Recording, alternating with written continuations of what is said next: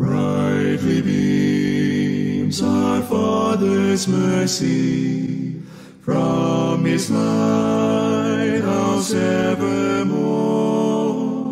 But to us He gives the keeping of the lights along the shore.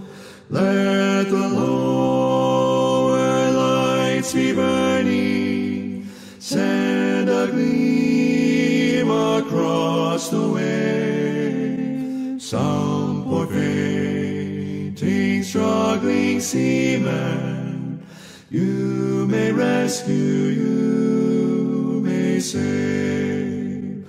Dark the night of sin has settled, loud the angry billows roar. Eager eyes are watching, longing for the lights along the shore. Let the lower lights be burning, send a gleam across the way. Some poor fainting, struggling seaman, you may rescue, you may save. Trim your feeble lamp, my brother. Some poor sailor, tempest tossed, trying now to make the harbor, in the darkness may be lost. Let the lower lights be burning, send a gleam across the way. Some poor fainting, struggling seaman, you may rescue, you may save.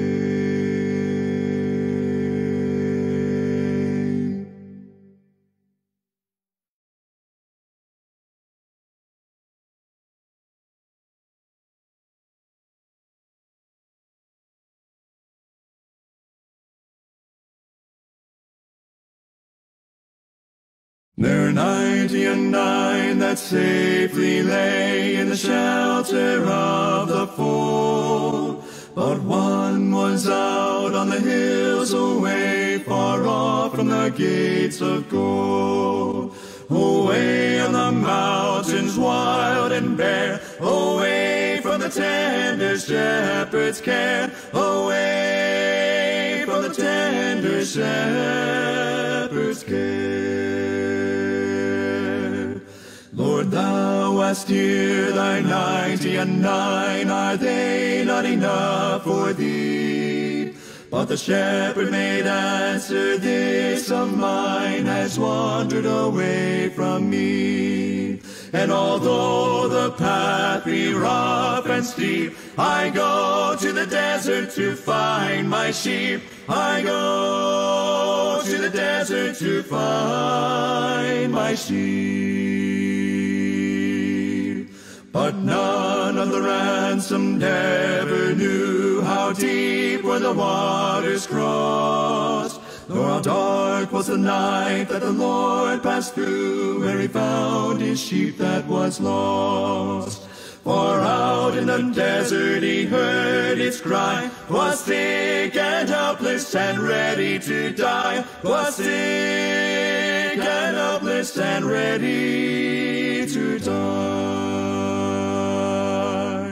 Lord, whence are those blood drops all the way that marks out the mountain's track? They're shed for one who had gone astray, ere the shepherd could bring him back. Lord, whence are thy hands so rent and torn? They're pierced tonight by many a thorn. They're pierced tonight by many a thorn. But all through the mountains thunder rimmed, and up from the rocky steep a glad cry to the gate of heaven, rejoice, I have found my sheep. And the angels echo round the throne, rejoice, for the Lord brings back his own. Rejoice, for the Lord brings back his own.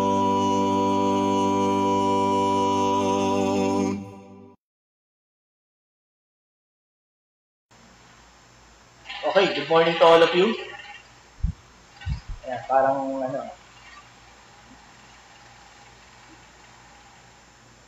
welcome to our live broadcast here at Townside Baptist Church, as well as at Facebook Live at Pasig, CBC Pasig Ministries, no? And also broadcasting to different ministerial pages of the seminary, as well as some of my friends here and abroad. So, worldwide na tayo. So, anyway, our priorities, our congregation, we thank the Lord for this opportunity. That these are concluding lesson on church leadership. Salamat sa Panginoon sa mga lessons na ito. At pa-monitor nga ng audio ko, baka malakas eh.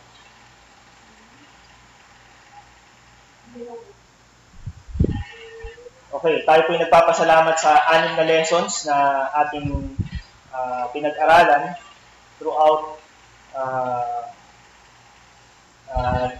this Sunday School series. First, we studied on the church.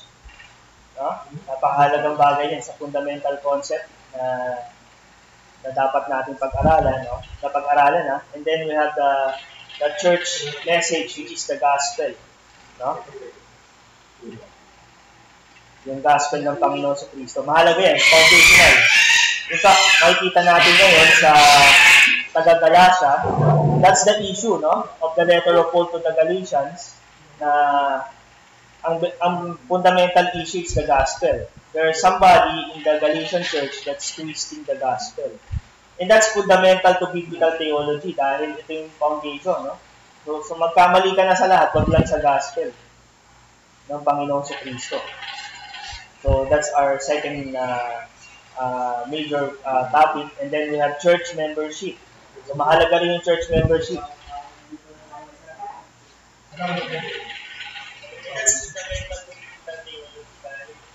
Okay naman audio ko so far. Yeah. Okay. So church membership is essential, So hindi pwedeng loyal ka lang kay Lord, Dapat loyal ka rin doon sa tinubos niya ng sarili ng dugo, which is the church.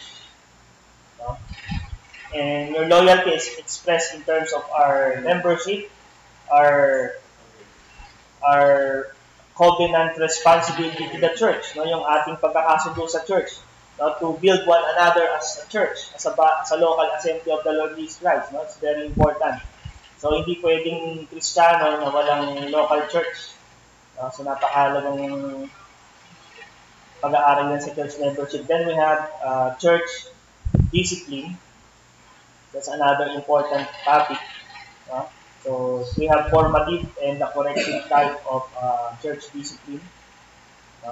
So formative in terms of the preaching and teaching ministry of the church. And the corrective is when there is a sin that is involved in the life of a Christian. So mahalaga dyan yung Matthew chapter 18, ganun din yung 1 Corinthians chapter 5. Yung mga talatang pinag-aralan natin dyan. And then we have church discipleship. Yan, napakahalaga rin yan, Yung paglabok ng bawat mananampalataya sa Panginoon sa Kristo through the church, through the ministry of the church. However, there is also personal responsibility. It's not just a corporate responsibility for the church to minister through the word, but it's also a responsibility for each of the church members, the Christian themselves, to be personally responsible in terms of the word of God, in terms of prayer, in terms of devotion, in terms of serving one another. So napakahalagang bagay yan. Afterwards, so we have also church leadership. Ito na yung pinakahuli. So pang-anim ito sa mga mahalagang pinag-aralan natin on the Church Life series. We're now into the concluding part of our lesson. which is the responsibility of the church. In response to the leadership of the church, the members, the congregations, need to have this responsibility. At mamaya-maya may babasahin tayo mga talata dyan. At kailangan natin itong sagutin. No? We need to respond to this, biblically speaking. As we look at Galatians chapter 1, titingnan natin yan maya-maya, and then also in 1 Corinthians chapter 5.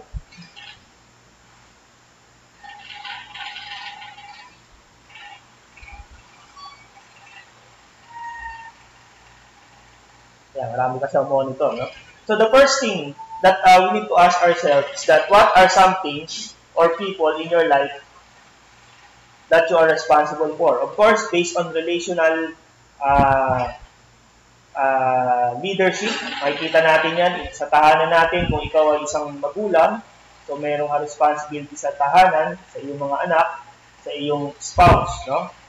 So it's also a responsibility. Of course, sa church, so meron tayong responsibility bilang mga members ng church sa ating employment. No? We have a responsibility to the company and to the boss. No? So there are other aspects, many aspects of this type. No?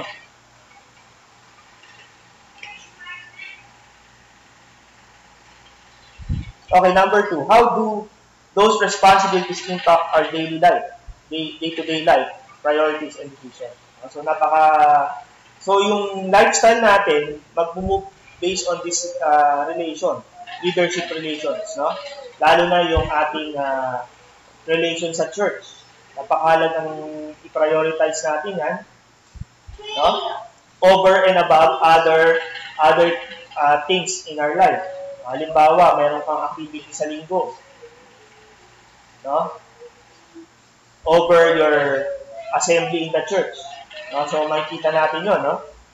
So, yung ating mga decisions,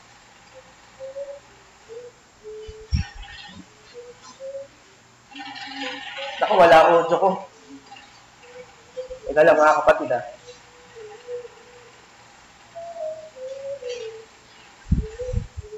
O, yan. Nabuhay yung audio. Kala ko nawala yung audio ko, eh. Mahirap. So, yung ating ugnayan sa bawat isa, lalo na yung ugnayan spiritual sa church, sa Panginoon, ay ito yung mahalagang bagay na siyang nag-i-impact o nag-i-influensya sa ating buhay. No? So, yun ang ating titingnan ngayon.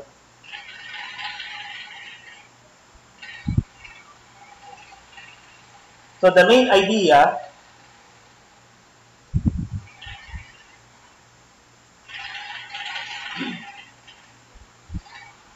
that we will have for today is that while elders have special responsibility to preach the word and shepherd the church, the whole congregation is finally accountable.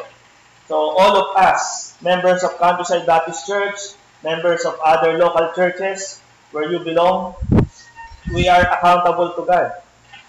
No?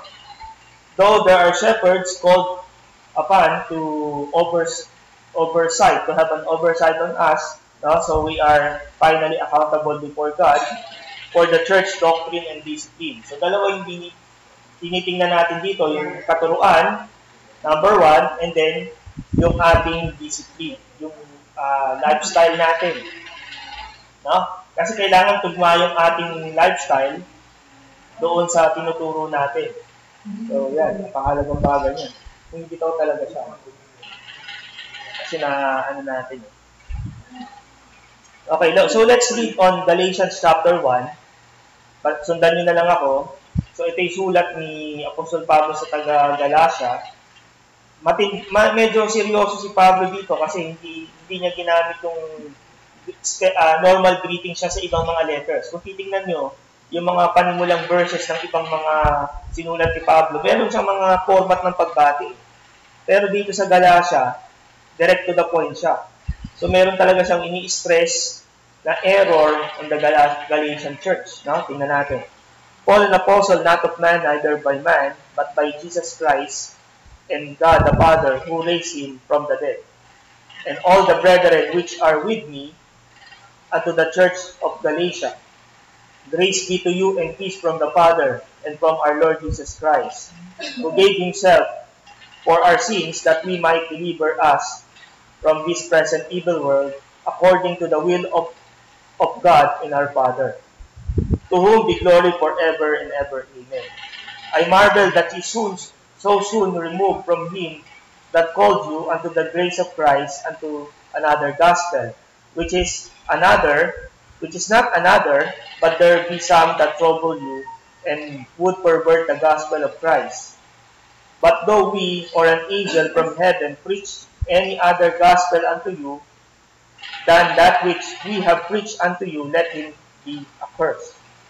As we said before, so say I now again, if any man preach any other gospel unto you than that ye have received, let him be accursed. Verse 10, for do I now persuade men or God, or do I seek to please men? For if ye please men, I should not be the servant of Christ. Okay, so tayo manalangin. Lord, we thank you for the reading of your word, particularly in Galatians and some other passages in Corinthians later. I pray, Lord, for this study, this concluding study on church leadership, that you continually guide us and minister to us, teach us your word, so that we could be continually be accountable to you as a member of Southside Baptist Church. Be with us on the duration of our Sunday school as well as our morning worship. This is our prayer in Christ's name. Amen. Okay, no? So, balik tayo dun sa, sa Galatians chapter 6.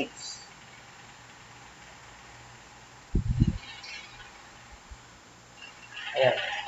Dun pala sa akin. Hindi nyo nakikita kasi yung meron akong dinagdag na scripture box sa nakita mo ba, naka-online ka? Meron akong dinagdag na scripture box dun sa ating broadcast eh. But anyway. So, ano yung kinagulat ni Pablo dun sa verse 6? Ano ba yung kinagulat niya? Babasahin ko lang uli, Ako'y namamangha nang napakalabis ninyong iniwan siya na tumawag sa inyo sa biyaya ni Kristo at gumaling kayo sa ibang ebanghelyo. Nakakamangha, Namangha si Pablo dahil napakabilis ninyong iniwan. Hello, Ate Kay.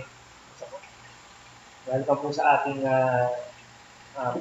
Sunday school. Hindi sa may ibang ebanghelyo, hindi other gospel actually, kundi mayroong ibang nanggugulo sa inyo at nagnanais na baluktutin ang ebanghelyo ni Kristo. It's within the church na makikita natin na may gustong i-pervert ang gospel ng Panginoon. There's somebody that would like to dissert or to change. So, yun ang ibig sabihin nun.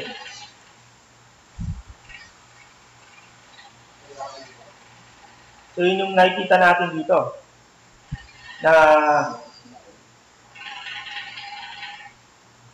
Welcome, Brad. Yung salitang remove, yan sa King James, sa Galatians 1:6, yan yung pinag-uusapan natin dito. It means to transfer or translate out of the word, to pervert. There's somebody on the Galatian church that would like to pervert the gospel. Yun yung maliwanag dito eh.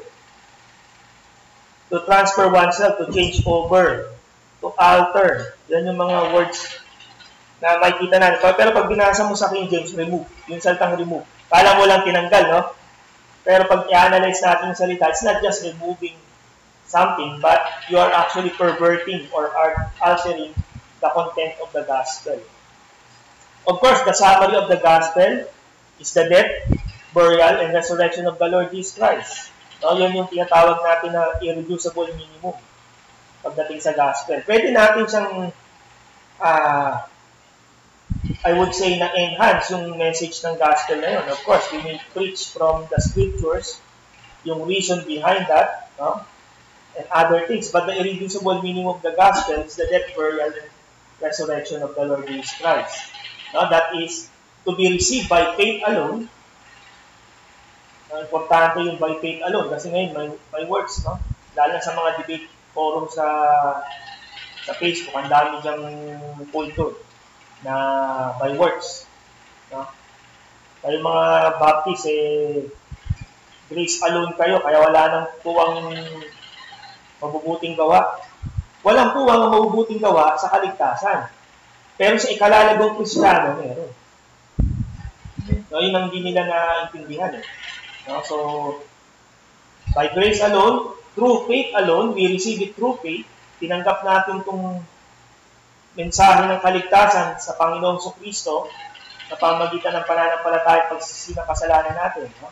Through faith in Christ. No? So, mahalaga na si Kristo yung pinakasentro ng mensahe na yun. Kasi ngayon, iba-ibang gospel na eh. May prosperity gospel, no? Merong mga health wealth gospel, no? Na kung saan yun na yung focus. Di ko lang alam kung nasagap ko ni Kuya Lito yung issue sa ating katoto sa Manila, no? Regarding sino daw ang nagpapalago ng church.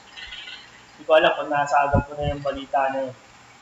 Maliwanag yung 1 Corinthians chapter 3, no? Si Pablo ang nagtanim, si Apollos ang nagdilig, ngunit ang nagpalago o nagbigay ng increase ang Panginoon. Maliwanag yun. It's an absolute statement that not any man could claim. No? Kaya ang kalaguang Kristiyano, hindi rin talaga tayo. It's sa biyaya ng Panginoon. No? So, in Christ alone. No? For the glory of God alone. Itong kaligtasan na ito na ating natanggap ay para sa kaluwalhatian ng Panginoon. Naluwalhati ang Panginoon na linigtas ka sa pamamagitan ng natapos na gawain ng Panginoon sa Kristo. No? And of course, according to Scriptures alone. Itong lahat ng ito ay batay sa pananampalataya. So yan yung pwede natin i-present na gospel. Marami tayong pwedeng presentation yan. No? Yung John Road, Roman Road, no?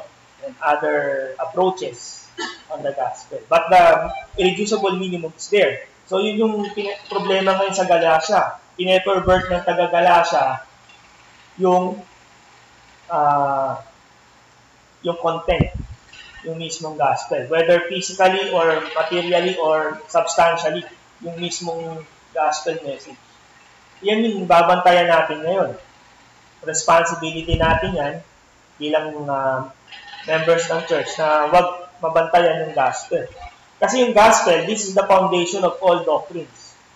Magkamali ka na sa eschatology, iba-iba tayo dyan, may premillennial, may amillennial, may post-trib, mid-trib, pre-trib, no? Huwag ka lang magkamali sa gospel. We might have different views on the eschatology, but on our gospel, foundation yun. No? Kasi pag nasira ang gospel, yung pag nawala ang foundation, definitely all throughout all theologies, no? Doctrines, teachings, ay mababaliwala yan pag hindi tama. So, yun yung pinabantayan dito. Kaya sinulatan ni Pablo yung mga taga-Galatia. No? We're turning into a different gospel, which was really no gospel at all. Any gospel, aside from the biblical gospel, is not a gospel at all. Hindi siya gospel. Katang isip lang siya, chismis, kwento-kwento. No? What are those? No? Yung pangalawang tanong dyan. Balik ako sa screen dyan. Dalawa kasi monitor natin, Brad eh. Nasa rin, binobroadcast ko pa rin. Tuloy-tuloy lang yung broadcast natin sa Facebook. Habang live tayo. Okay. So, troubling, no? So, those who are troubling the Galatians, distorting the gospel of Christ. No? They're distorting, no? Materially and substantially. Siguro yung presentation, baluktot yung presentation, no? Para tuloy nagiging decisionistic approach. Na, pag yung decision mo na, yun yung mismong gospel. Na, ay, dahil lumakad ako sa altar, ligtas ako. So, yung naging gospel, yung pagkilos mo, which is wrong. Hindi yun. Napakilos ka, kung nakapakilos ka man, dahil una lang kumilos sa'yo, manal na spirito. Pero hindi mo kailangan kumilos physically. Ang kailangan mo, in your response, is to believe in the death of your sin. That's the very first initial initial grace na magagawa ng isang mananampalatayang binago ng Panginoon.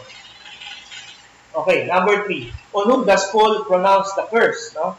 Doon sa verse 8 and 9, may matinding sumpa na pinagkaloob si Pablo doon sa mga nagpilit na itinitwist yung gospel. No? First, anyone who preach a gospel other than the true one. Napalagay nyo, kanino tinuturo to ni Pablo? Hindi lang to sa mga leaders ng church. This is true to all of us. No? Okay, welcome po. No, ito'y applicable sa lahat. No? Kaya kailangan, hindi lang corporate ang pananagutan dito, personally. Kung meron tayo narinig ng maling gospel,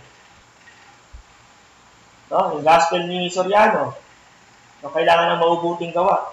Kasi hindi niya sigurado kung liligtas siya sa kailangan yung pananampalataya, kailangan ng backup ng maubuting gawa.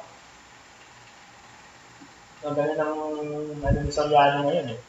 No, very lang siya sa ang style niya kasi tinitira niya yung mga pastor sa ikapo. Yan ang approach niya. O, dyan pa ba kayo sa mga matatakaw na pastor? Sa totoo lang, hindi ko alam kung saan niya nakilala yung mga pastor na yun. Pero mangilan-ngilan siguro. No?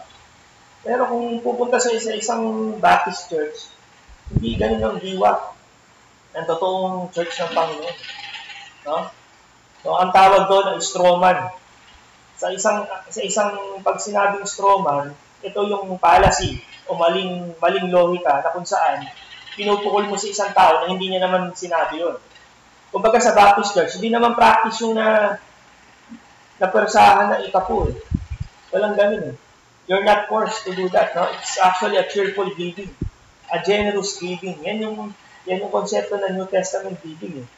Now, that tithes, it's perhaps more or less our standard. So, titingnan natin kung ano yung kalalagayan natin sa pagkakalo. Pero you could always give more than that, I suppose. Tama?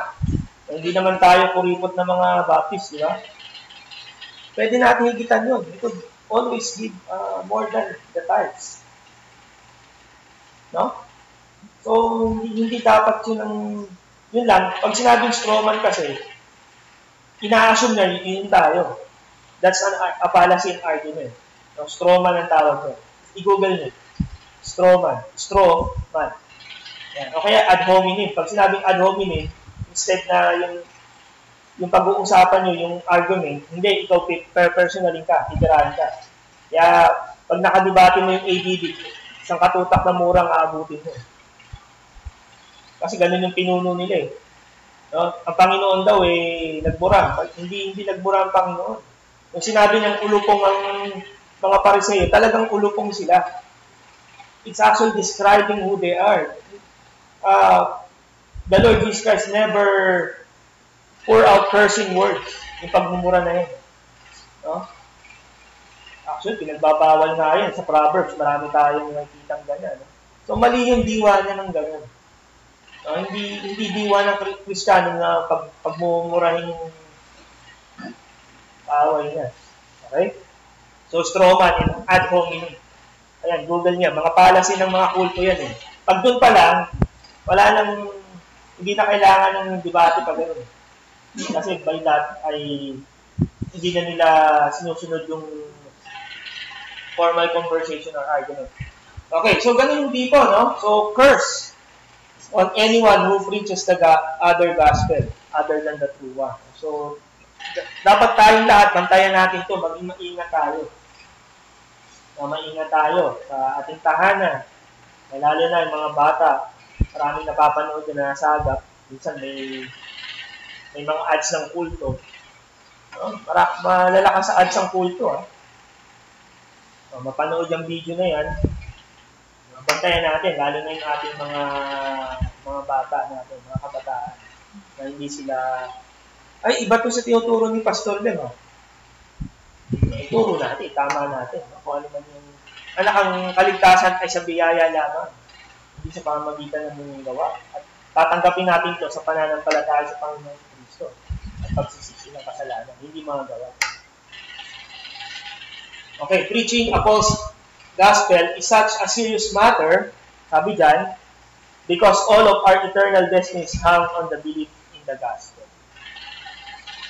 So whether we like it or not, ito yung demarcation line. Yung proper belief in the gospel. If you really believe on the Lord Jesus Christ or not. Ito yung maghahati sa mundo from unbelieving and the believing community. No, from darkness to light, etc. No? So, mahalaga to eh. Ayan. Who is Paul's letter addressed to? No? It's not only the leaders of the church, but also for the entire congregation. Ayan. He's speaking to everyone in the church. So, hanggang ngayon, si Pablo, through his letter to Galatia, is talking to us, so reminding us to guard those who might twist the precious gospel of the Lord Jesus Christ. No? Dapat bantayan natin yan. And then, extension ito, yung mga biblical theology na. Kasi, naka-angkla dyan sa gospel yan. Pag tamang gospel, magiging tamang pananaw mo sa Panginoon sa Kristo, sa church, no? Sa iba pang bagay, yung ating systematic theology na yan, na tinatawag. Kasi useless ang pag-aaral ng systematic theology kung hindi ka naman ligtas. Palagay nyo, matalino ka lang. Pero pag namatay ka, impyerno ka. Sayang yung inaral mo. Diba? Kaya yung mga daming nagagaling-galingan sa Facebook eh. No? Yan. According to this passage, with this ultimate responsible for assuring kulang nung hindi tinapos ako sa yung slides natin. Who is ultimately responsible for ensuring that the church is teaching sound doctrine in general. No? Primarily the gospel and then the biblical theology or biblical doctrine. Is all of the members of the local church. May pananagutan tayo. Kaya kailangan pag-pray natin yung ating mga leaders ng church. Nabiyayaan sila ng Panginoon upang maituro sa atin yung tama at matapat na doktrina ng Panginoon. No? Pag-pray natin sila. No? We must be also responsive to the leaders to cooperate with them. No? And of course, we should not neglect our personal study of the Word. Ayan. Kailangan palaging may backup ng personal study. Tingin ko key yun eh. Kasi sa church naman, every Sunday or every special meetings, we are doing expository preaching here. Ang dilema, pagpatak na ng Lunes hanggang Sabado. No? Yan ang dilema ng Kristiyano. Ano yung nagsusustain sa kanya? No? So, kailangan talaga ng mayroon tayong personal responsibility in our prayers, devotion. Kaya nga ako, agad maaari, nagsisend ako ng isang verse. Man lang, tapos may konting paliwanag dun sa ating chat group. No? Kasi gusto ko ma-engage kayo sa Word of God. Eh. I want you to engage in the Word of God. No? On a daily basis. Pagdating natin ng linggo, full charge tayo at mas receptive tayo sa preaching of God's Word. Diba? Kumpara nyo, halimbawa yung cellphone na palobat na. Mahirap na mag-browse yun, lalo sa Facebook. Hirap na mag-download kasi nga, meron siyang saving mode.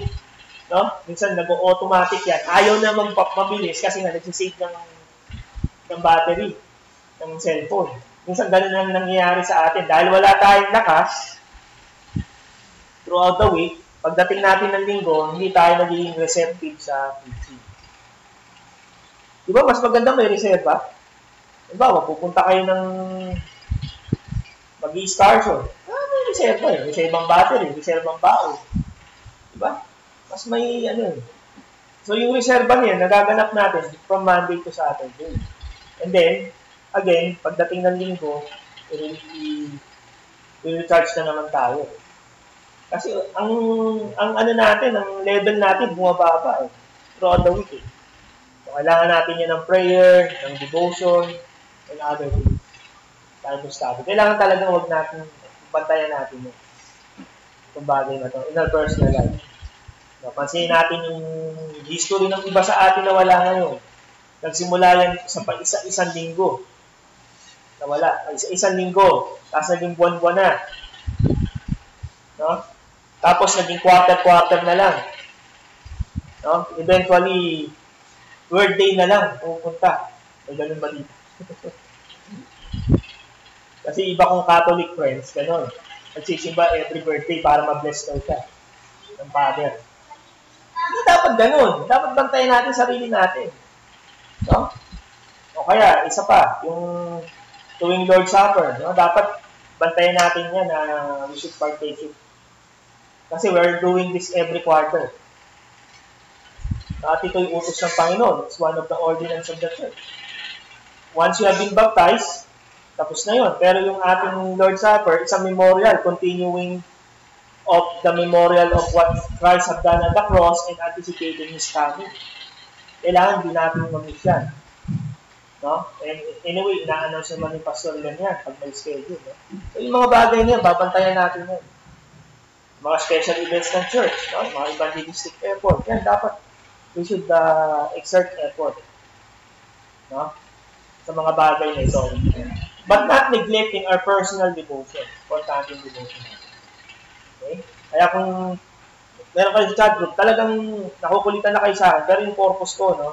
Every day. At sa Panginoon, hanggat maaari, makapag-share tayo ng verse. And then may konting explanation on that verse. So, at pwede nyo tingnan yung larger context nun. Kasi minsan, pag isang verse, titignan mo rin yung larger context niya. No? Karamihan ng mga Bible ngayon, meron na yung mga headings. No? May mga headings na. So, titingnan natin yun. Yun na yung pinaka, kumbaga, yun yung larger context ng text of the scripture. Na pwede yung pag-aralan personally. So, I encourage you to do that. Okay, no? So, let's, again, at least another perspective. So, una, ang point ko dito, dapat bantayan natin yung doctrinal. Sa responsibility, not just the pastor, the deacons, the preacher of the church. Tignan ko lang po kung online pa ako. Yan. Kasi nandun pa rin tayo sa ano. Marireview nyo pa rin to sa ating page. Pinapato ko yun sa ating CBC Pasig Ministries. Kahit sa chat group, no, nakikita nyo rin to. Ayan. Ba't pa ulit-ulit, brother Ed? Para at least, kung mawala man yung isang link, makaka-ano pa rin tayo. Ayan. So, let's read. So, nabasa na natin to last time eh. This regarding the immorality in the Corinthian church. No? Okay, as I read. It is reported commonly that there are fornication among you, and such fornication as is not so much as named among the Gentiles, that one should have his father's wife. So, this immorality, hindi lang immorality ito, incest, because you're having your father's wife. No, matindi. At hindi ito practice ng mga Gentiles. You see, it's not on the, sabi dyan, it's not among the Gentiles, no? Not much as name as, hindi ito practice ng mga hindi mananampalataya, non-Jewish, kumbaga. Pero kayo, no, kayo yung gumagawa nito. And here pop up. Ang problema pa, the attitude behind the practice, no? Ay talagang okay lang yan, Brad. Pogi ka naman eh. Okay lang ba mag-chicks kung pogi ka lang? Eh, paano kaming mga hindi ganun ka pogi? So, mali. Actually, mali talaga yan, no? Ang problema, yung practice mismo, saka yung attitude ng church on this malpractice, wrongdoings of this brother, that we had done this deed might be taken away from among you. Tanggalin yan, sabi ni Pablo, bilang apostol. No? For I verily, as absent in the body, but present in the spirit, have judged already, as though I were present, concerning him that had done this deed.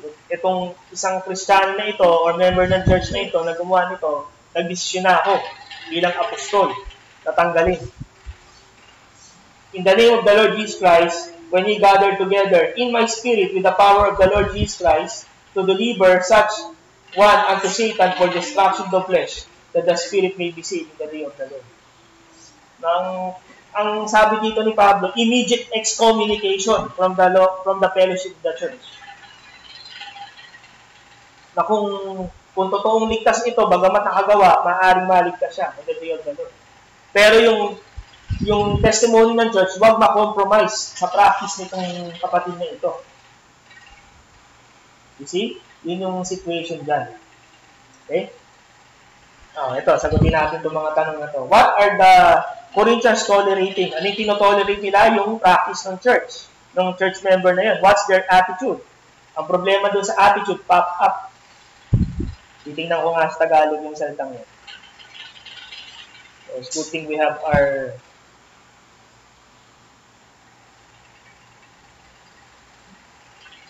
okay, sabi dito sa ang bagong ang Biblia, at kayo ay nagmamalaki pa. Pinagmamalaki mo pa yung ginawa nitong kolokoy na to. O sino man to. Problema kung pastor pa, Brad. Hindi ba dapat kayo malumbay? Hindi ba dapat kayo masyak, malumbay? Talagang magkaroon ng sorrowful attitude behind what the brother's doing? Upang maalis sa gitna ninyo ang ginagawa nito. Sabi ni Pablo. No? Instead of sorrowing on the wrongdoing of a brother, sila pa ay, ang sabi niya, nagmalaki. Pop up. Parang tinapik pa sa balikat si brother. Brad, okay lang eh. Total naman marami kang binibigay kay pastor eh. Saka masigasig ka sa gawain. So, yun ang matindi dyan. No? So, the Corinthians are tolerating the attitude that this having sexual relation with his father's wife. Their attitude toward this person in his sin is one of the arrogant boasting in approval. Now, dahil tinotolerate nila yung attitude, it's subject to boasting and arrogance, pagmamalaki at pagmamayabang. No, yun yung espiritu dun sa Corinthian church. Kaya nga, si Pablo, nagkaroon agad ng hatol. Tanggalin niya. Tanggalin tong kapatid na ito na gumagawa ng ganitong maling gawa. No? What does Paul tell Corinthians to do about this? No? To remove from fellowship, to excommunicate the brother immediately. Brother Ed, may Matthew chapter 18 May personal pa, meron pang 2 or 3 witness, and then sa church. Sa case na ito, hindi ito umiilalim doon sa category ng Panginoon sa Matthew chapter 18. This is called for immediate excommunication. If the sin is so scandalous in terms of sexual immorality, no? Then meron tayong call na tanggalin agad yan. Wala na yung Matthew chapter 18. No, kasi ang epekto nito hindi lang naman sa isang Kristiyano. Kumbaga sa buong church. Apektado. Yan ba yung church na may, may chick boy? Ito pa si brother so-and-so na member, na chick boy, na member ng countryside. O, di-drag yung pangalan natin. Ikaw si Deacon Ed. Di ba may brother kang chick boy?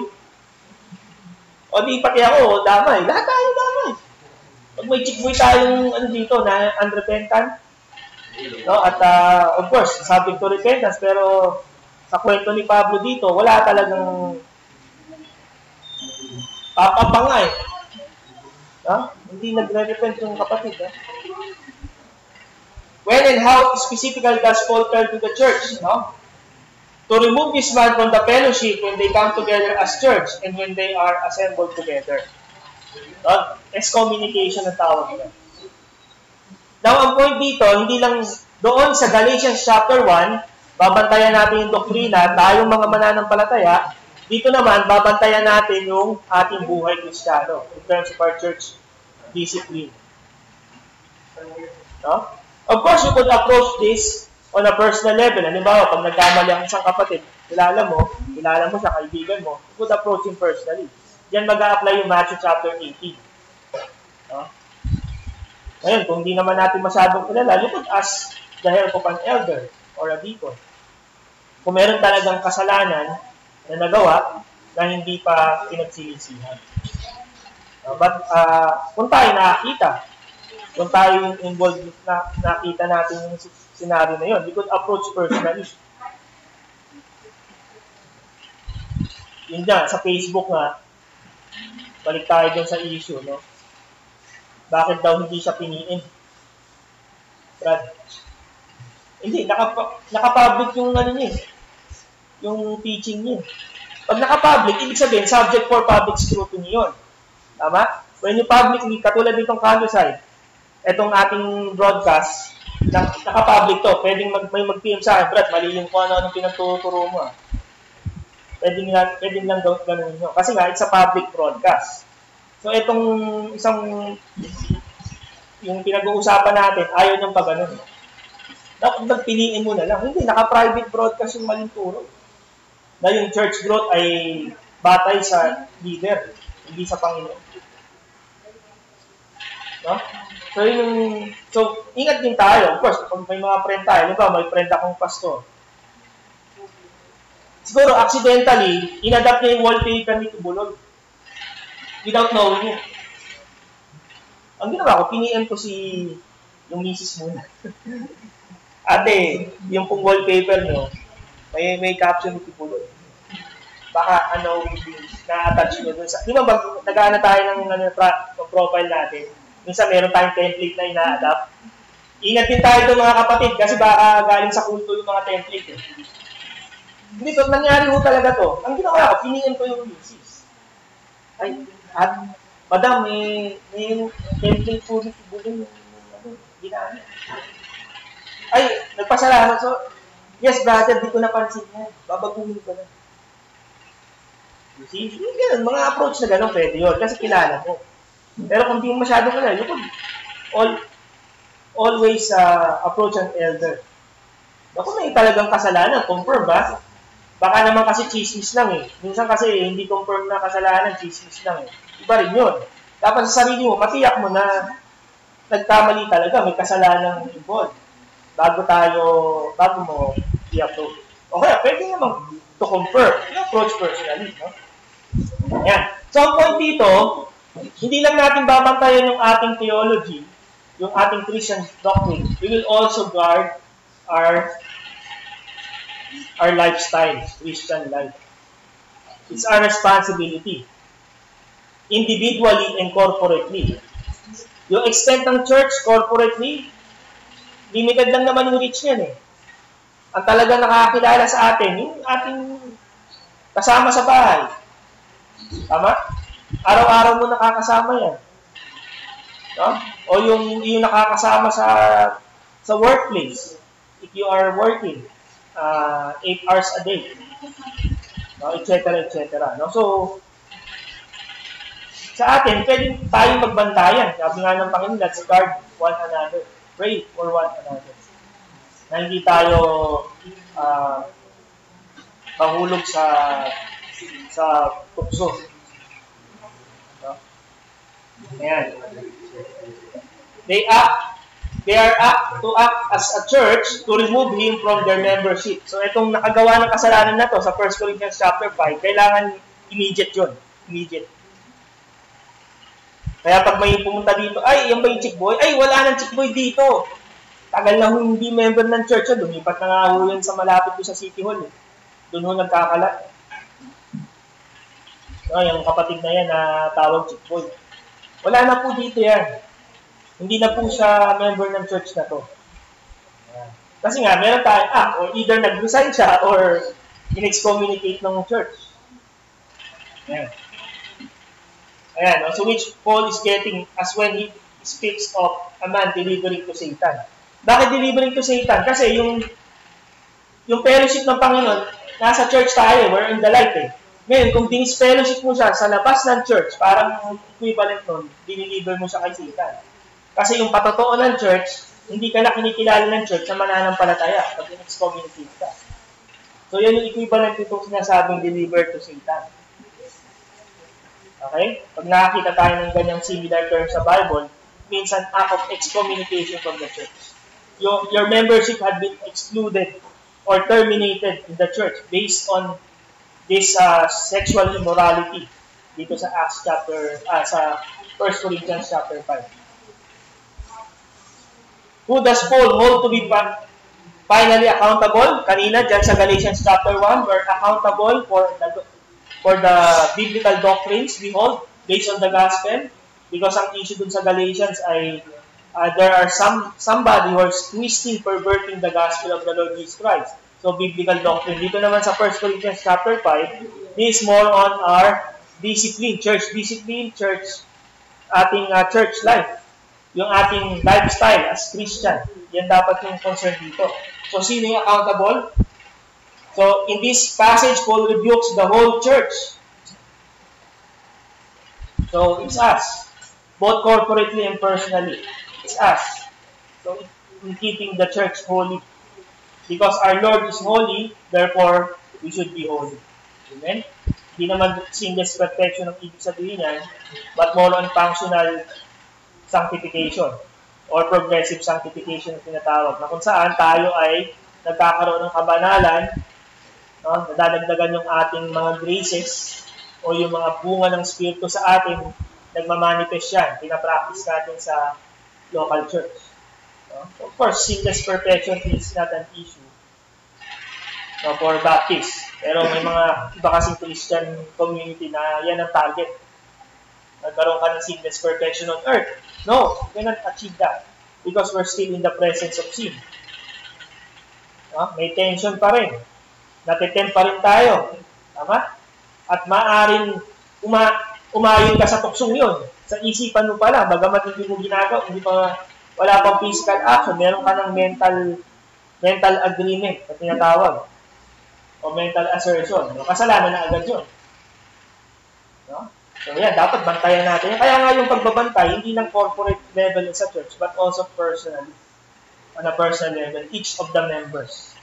Guarding themselves as Christian, guarding others as fellow believers in Christ. No? So ito yung classic example to ni Pablo. Thus, Paul holds the whole church finally accountable for this moral issue, not only the leaders.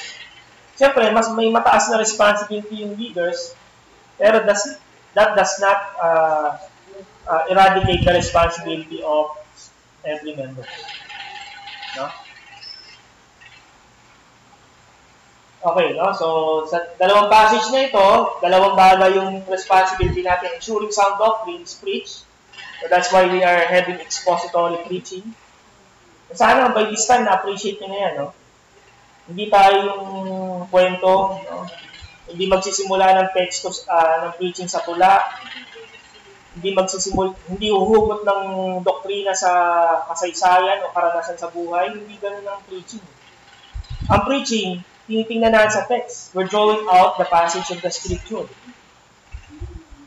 Kasi yung kaibahan. Alam ko naman, some of you have been attending other Baptist church or even Christian churches.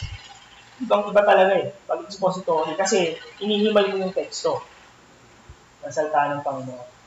In fact, one of my lessons in Sunday school after this is expository preaching. Ang tabayanan niyan. Ayan yung susunod nating lesson. Of course, not only the doctrine, but that the lives of the church are in line with the gospel. So, tama yung doktrina, tama yung buhay. Amen?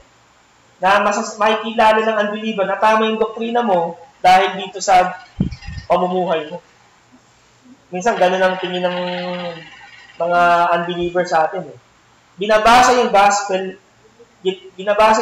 ng Panginoon batay doon sa buhay mo.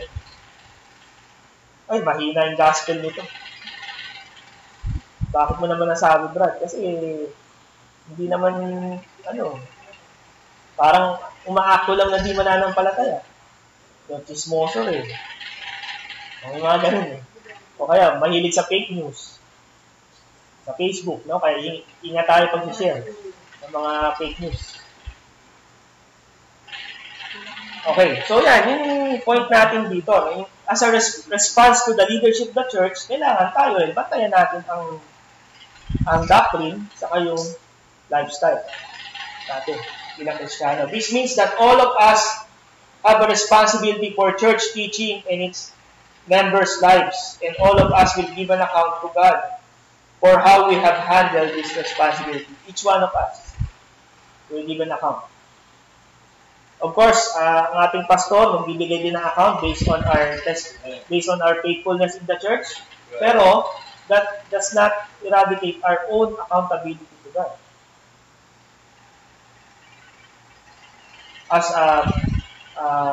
it's also under the priesthood of individual believers. Yung natalakay na natin yan doon sa ating Baptist Christian Tips, doon sa ating youth Bible study. Okay? So if you're accountable in some sense for a godly testimony of the members of your church, how should you respond when someone sin against you? Does it matter how serious the sin is? No? So tingnan natin yan. Since we are accountable for godly testimony of the members of the church, we should consider carefully what we need to do when someone sin against us. So of course, may mga level yan eh. If it's something minor, isang kasi itong mga offensement na to or sins, on personality issue, communication lapses, no? Hindi talaga siya doctrinal, hindi siya a case for the testimony of the church, no?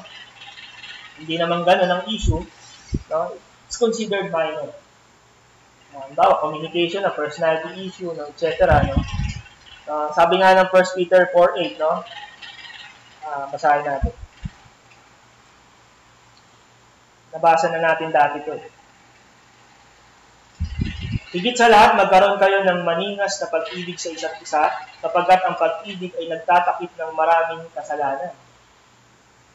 You see? Yung ating, ibig sabihin nito, yung ating forgiving spirit sa isang kapatid. Dahil pinatawad ka na ng Panginoon, you already receive forgiveness. Amen? And I believe all of us, i-extend mo to sa kapatid. Kung minor issue lang yan, personality issue, hindi ka lang nakamayan ng isang araw, no? Hindi ka nabate. Hindi mo kasi alam yung context eh. May stiff neck pala si kapatid, kaya hindi nakalingon sa'yo. Paano kung malilingon eh, may stiff neck? So, hindi mo na, minor issue yun mga kapatid eh. So, yan, 1 Peter 4:8, no? So, yung, kailangan lang magkaroon ng maningas na pag-ibig. Sapagkat ang pag-ibig ay nagtatakip ng maraming kasalanan. Pwede na yan, okay na yan, pag gano'ng mga minor issue. No? You just pass over it, forgive them, and move on. Okay, mag-move on na tayo pag gano'n, pag minor issue.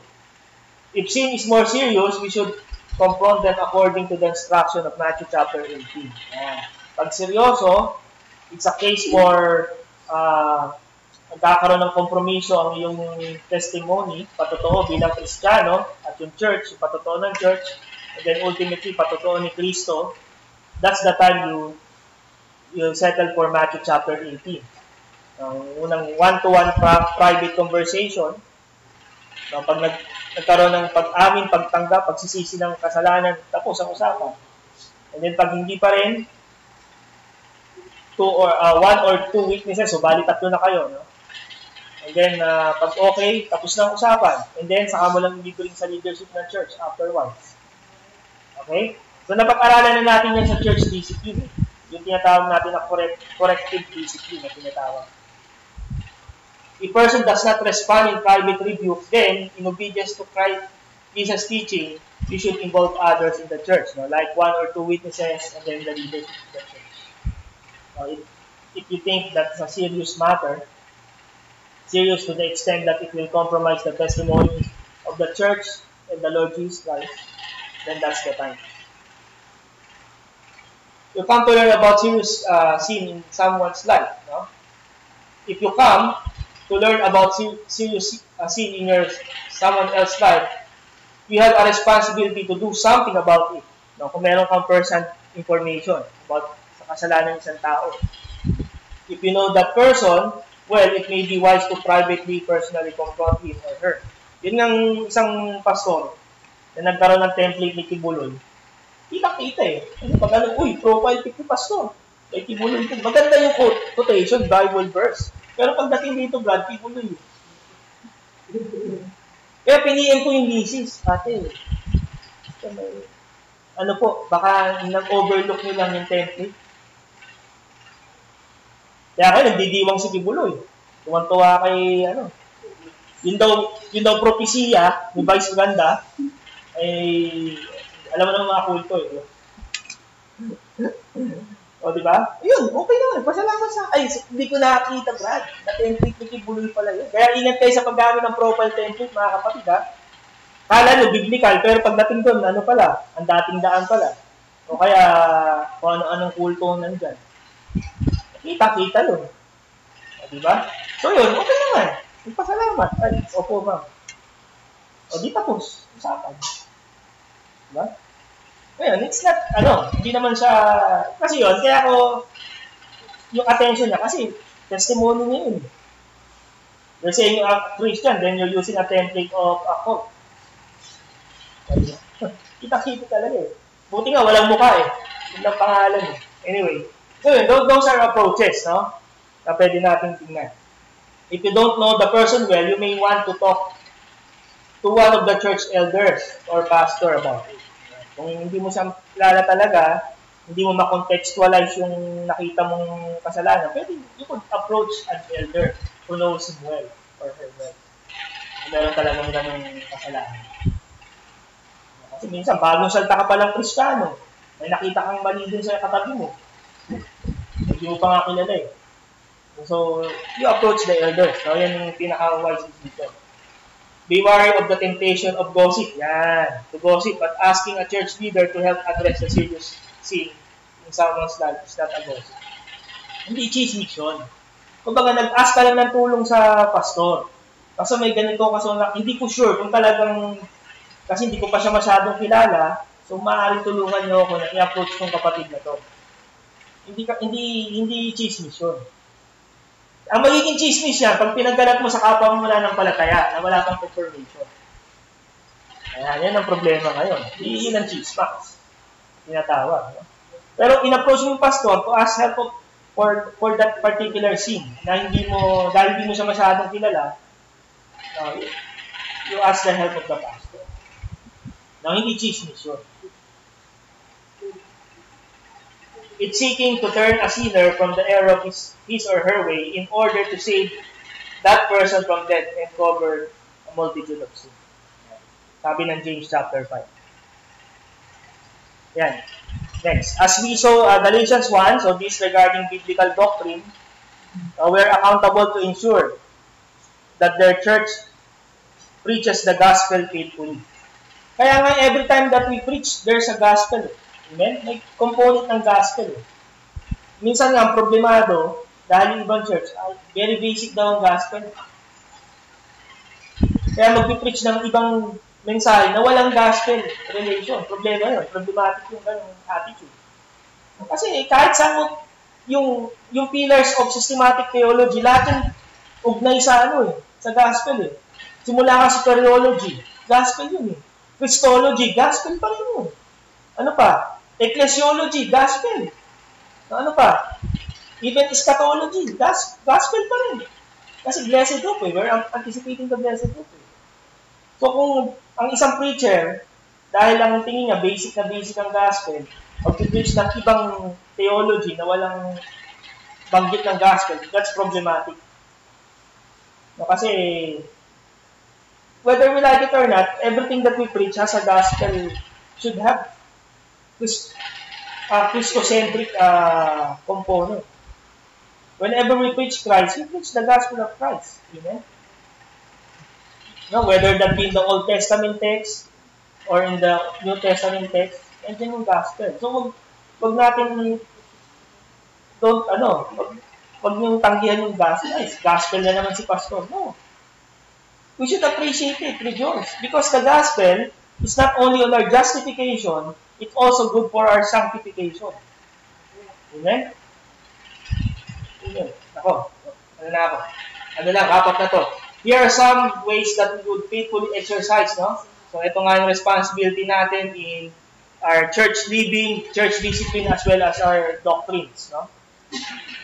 Okay, number 1, regularly pray for your pastor. Amen? Kaya palagi nasa checklist natin yan, no? Ng ating prayer petitions. Also in our personal prayer. Palagi natin include yung mga leaders ng church, especially our pastor, in our prayer petitions to the Lord. Amen? Mahalagang attitude yan na pinagpipray natin. Iba kasi, iba pinagpipray sa pastor eh. No? Sana si pastor no, you pray that the Lord will bless him, be gracious to him, so that he will faithfully preach the word. Dapat ganun. To teach in your church, pray that all of their teaching would be faithful to God's word. No, kaya isang marks ng biblical preaching ay expository. Merong lugar ang topical, no? Hindi ko di-discard ang topical, pero seasonal yan. In a common preaching time ng church, it's more expository dapat. Hindi siya kwento, tula, no? Nakarinig na ako ng preaching batay sa tula. Ginamihimay niya yung tula, nandun yung points niya, sa kanila na pinasukan ng verse para magmukhang biblical yung preaching niya. Pero ang pundasyon ng preaching niya, dun sa tula. No? So yung nakakalungkot yung ganun. Let's pray for our pastor, humbly. No, in our personal time. Huwag natin dapat kalimutan yan. You don't forget that. Secondly, study scripture on your own. Yan. Ito, di tayo masusubok eh. We should have a personal responsibility sa pag-aaral. Hindi lang yung Sunday teaching. Kaya ako talagang sabi ko sa Panginoon, etong may resource naman ako, share ko to, broadcast natin sa chat group, sa groups, yung mga verse na to at merong konting annotations. No? Para naman mabasa ng kapatid, magkaroon siya ng devotional na rin, devotional thought every day. No, may ganun. So that you will be better able to discern error. Yung isang layunin niya, para malaman natin kung binobola tayo. Dahil mahilig tayo sa mga online preaching na hindi local church. No? Ay online ba ako? Ayan, okay pa. Baka mag-cut na eh. Diba? Hindi natin kilala yung pastor. Siyempre, hindi mo kilala eh. Nag-subscribe ka lang sa YouTube channel o kaya Facebook eh. Nawala kang personal relation sa kanya. Yung pala, kulto. Email ka ng email. So, dapat, magkaroon ka rin ng personal study. Ay, binobola ako nito. Next channel. Actually, marami namang matitinong mga preaching live stream sa Facebook. Marami din naman. Ayan. So, discerning. So, increase yung discernment natin. Pray that God will give you a humble, gracious spirit and the courage to confront error when they may be necessary. So yan. Pakumbaba, huwag tayo maging arrogante as we approach sinning brothers. No? Minsan kasi, pag nagkamali yung brother, ang attitude na natin, holier than me. Than you. Attitude, hindi ganun. Dapat humble tayo kasi maaaring tayo tamaan ng ganyang kasalanan. Now, we should approach this humbly, graciously. No? We should have a gracious spirit. And of course, courage to confront. Talagang sa confrontation, kailangan din ng tapang. No, kailangan. Pero we should do it humbly. Hindi dapat holier than you attitude. If you hear something from a teacher in your church that seems wrong, mali. As a trusted, mature Christian who knows the Bible well, brought about it, ask the teacher for clarification. Yeah. Kung merong you could clarify, you could PM or later, you could talk. Like there are some clarifications. Assume that he is in the right and that you simply misunderstood. Patiently listen to his explanation. Ayan. So yun yung, minsan kasi nakabasa lang tayo ng isang lesson sa isang seminary. Kala mo na magaling ka na eh. Alam mo na lahat. May ibang young people na gano'n ang mindset eh. Nakabasa lang ng isang lesson. Ng isang seminary, kala mo, alam mo na lahat. Which is wrong. That's not the attitude, no, na kita natin. Kung mayroon ng approach mo lang. Baka naman na-misunderstood mo lang. Diba? Kasi may barrier sa communication eh. Diba? Possible yun. O kaya, yung hindi mo na contextualize ng tama yung sinabi ng preacher. Pwede gano'n, it's possible. Brother, paano kung mag-contextualize? Mag-aral ka kasi personally ng salita ng Diyos. No? So, mag-detect mo yung context pa lang. Ito nga, kami nga nila pastor, pag nakikinig kami ng mga preaching ng ibang pastor, text pa lang alam na namin yung may outline ng automatic sa pumapasa sa amin at alam namin kung ano yung buod ng kanyang ng kanyang, hindi para libakin yung preacher, para maging guiding post namin, ano pa yung gusto niyang iparating. Kumbaga, alam na namin yung gist ng text pa lang, ay Brad, salvation to. Ang focus na salvation. Ano kaya yung mga puntos niya. So yun, pwede natin approach yun. So patiently listen to his explanation. Baka naman yung, kasi minsan sa context nagkakaproblema. Yung unawa mo, iba yung context ng unawa. Katulad ng kulto, kailangan pa na mabuting gawa para idagdag sa pananampalataya. Mali. Hindi yung context ni James. Ang context ni James is for us to be justified before men. Ang context ni Paul, for us to be justified before God. And how will we be justified before God? Through faith alone. Amen? Amen? Amen ba? Hello? Yes. At sinasabi ni James, paano mo maipapakita sa tao na ligtas ka? Through good works. Yun. Yung mga kulto, pinagkakarambola yan. Hindi kailangan ng good. Sabi nga ni James, dagdagan pa yung pananampalataya. Ang point doon, meron ka ng foundation ng faith, dagdagan mo ng good works.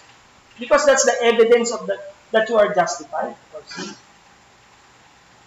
Minsan nagkakaproblema sa context. Okay, so yun yung mga natin. For further study, so Matthew chapter 18 is about church discipline. For 2 Corinthians 2:16 and 2 Timothy 4:3. Okay?